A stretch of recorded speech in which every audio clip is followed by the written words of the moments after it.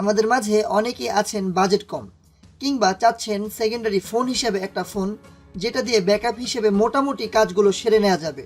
তাদের জন্য আজকে নিয়ে এসেছি মাত্র ৬,০০০ টাকার মাঝে মিজু C9।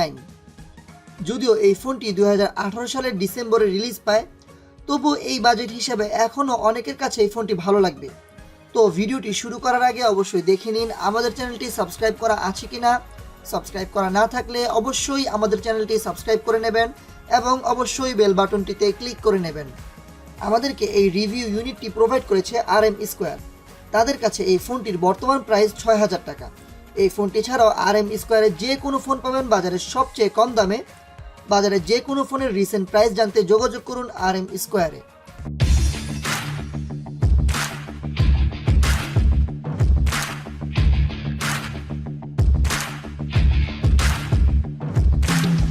হ্যালো বন্ধুরা, সবাইকে স্বাগতম তরল প্রযুক্তির ইউটিউব চ্যানেলে।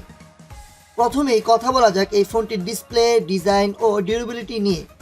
ফোনটিতে ডিসপ্লে হিসেবে পাচ্ছেন 5.45 ইঞ্চির IPS LCD প্যানেলের HD+ এর ফুল ভিউ ডিসপ্লে।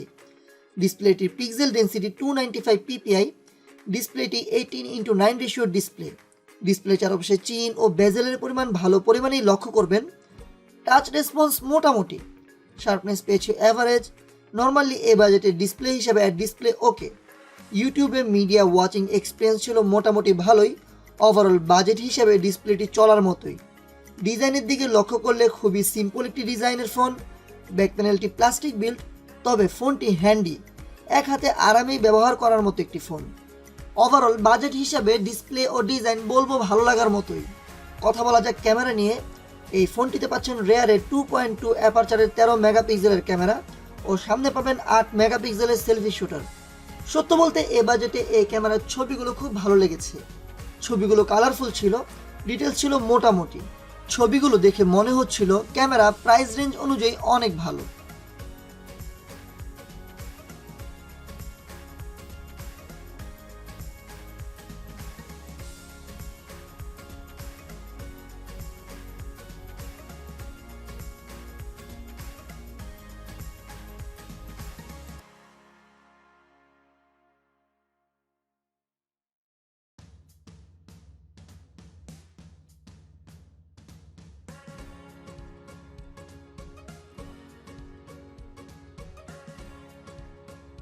বিশেষ করে এর সেলফি ক্যামেরায় তোলা ছবিগুলো যথেষ্ট পরিমাণে ক্লিয়ার ও ডিটেলস সহ এসেছে, যেটা এ বাজেটের অন্য ফোনগুলো থেকে ভালো লাগার মতোই।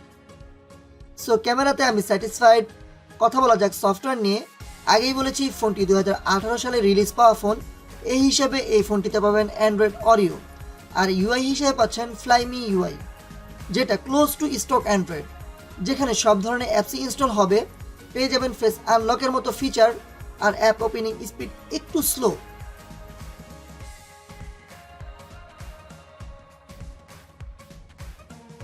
এই ফোনটিতে প্রসেসর হিসেবে পাচ্ছেন স্প্রেডট্রাম Unisoc SC9832E, আর জিপিইউ হিসেবে পাচ্ছেন মালি 820MP1।